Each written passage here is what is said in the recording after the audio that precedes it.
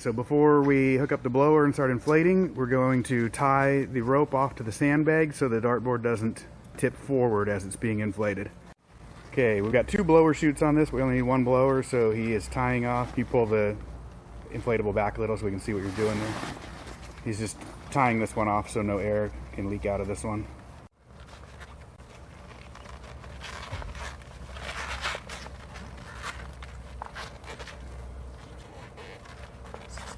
Go.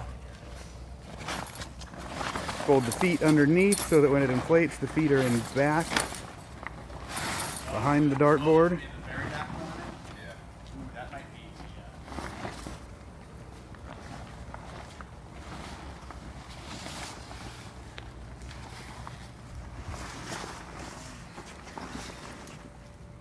Make sure you get the foot underneath the tube. Underneath the tube. That. So this is an awkward way to set up a blower. Normally the chute is exposed behind an inflatable. This one it's underneath. So you gotta pull the blower under.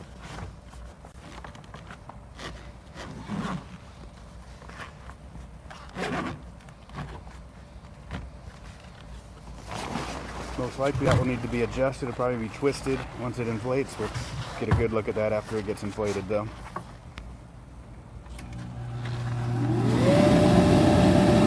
Okay, we're inflating now. There's going to be a vent likely that's open.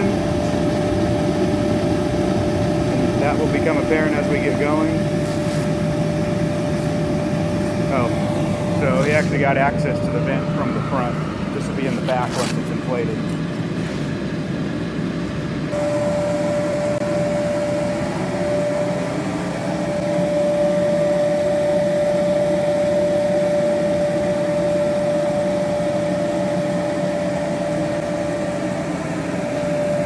See, our rope is a little too tight on that side. Sandbag is too far back. Can you pull on that rope and pull the sandbag up towards you, Patrick? There we go. Okay, so we're all set up here. Straps are tight and lined properly. Got a slight tilt backwards. So we're all blown up here.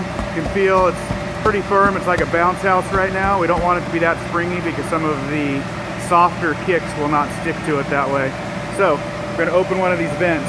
I'd take the one over here on the right, furthest away from the blower. As far as you can, where the board is still standing up, but it's pretty soft. Generally about halfway open is a good number. Pull that little flap inside out of there. There's a flap inside that blocks the air. Yeah, open that up. So you're getting some airflow coming out of it. Yeah, hook the Velcro back down and make sure your board's still standing up. If you feel it now, you'll feel that it's softer. If it hasn't changed much, go ahead and open the vent a little more. But that's what you're looking for, is just to soften it up somewhere it still stands up. Now, if it's windy, that's really going to fold backwards at this point as you soften it up. So if it's windy and you're having issues with it folding backwards, close the vent back up. But all this is for, it makes the dartboard last longer, but for your benefit, it makes the balls stick easier. When people have some softer kicks, they might not want to stick, and that'll just make it more receptive. So this will work just fine like this if you are inside or outside in perfectly calm conditions, but outside you really should anchor it down with stakes. 2 spots on each side, or sandbags. There's some spots in front, so if it's especially windy, you can anchor it down pretty well. But if it's pretty windy, the top is going to want to fold down. It's not going to be super playable anyways. But inside, this is perfectly fine. Just the 2 sandbags on the back, nice and tight, tilting it backwards just slightly.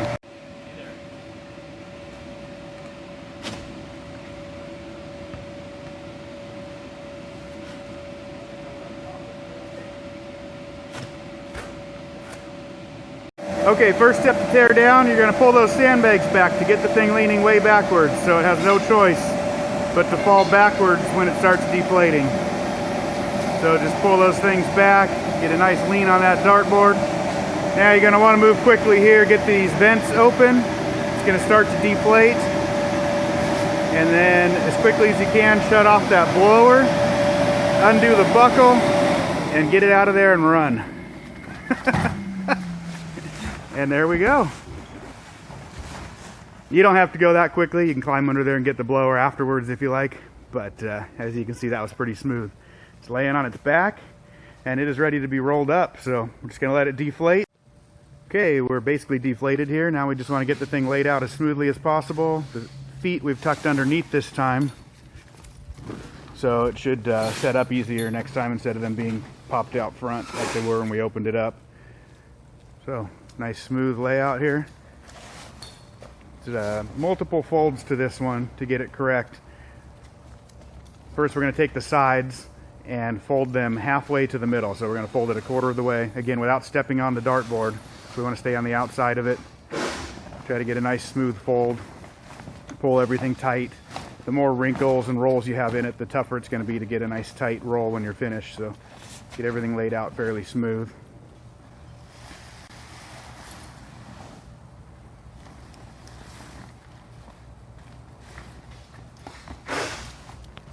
Again, pulling everything tight.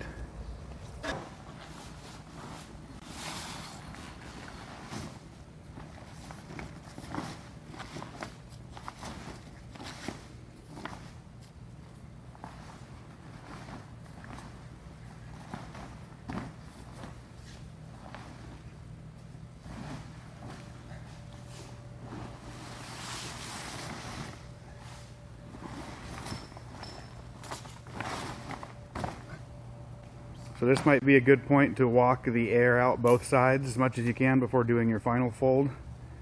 It's just an option. You can wait until the final fold if you want to, but good idea probably to do it at this point. It's perfectly safe to walk on the back of the dartboard. Again, we don't want to walk on the front, so make sure it's all folded up before you do this.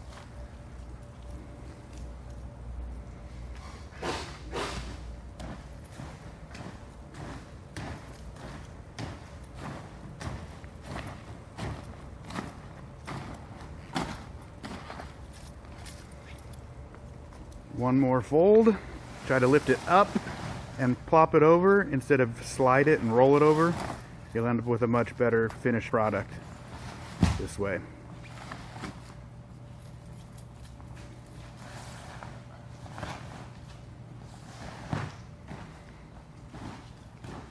And walk it out again. Sometimes at this point you might want to walk it out a couple of times. If you have two people, go one in front of the other. The more air you get out now, the easier the roll is going to be. Now we just roll it like a regular bounce house or a sleeping bag or whatever. Start out as tight as you possibly can.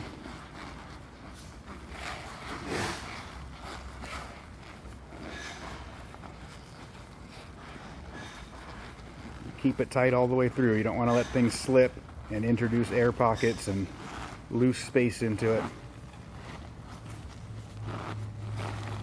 Again, if you have a second person, this is where the second person can help out by stepping in front of the roll.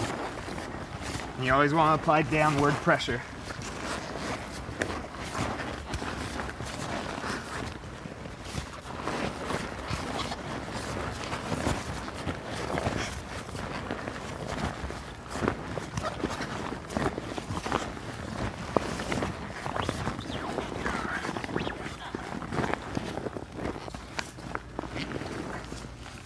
Roll it all the way to the end, but don't go over the end, just right to the end, and then back off so we can tuck all this junk inside.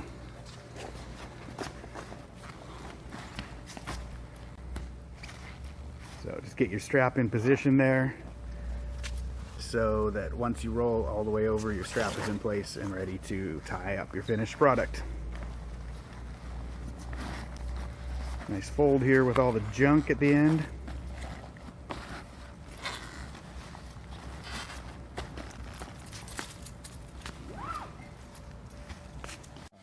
So get that strap pulled nice and tight. First thing you want to do though, before you pull it tight, is get it hit the end piece running underneath the tight part, 'cause you won't be able to get it under there afterwards. And pull it nice and tight. If you've got a helper, they can put their finger here and hold it. If you're by yourself, you just use one thumb to hold that in place and do a little bow knot. That'll hold it nice and secure, and then when it's time to release it, all you got to do is pull this. You don't end up with a knot. And that's it. That's our finished product.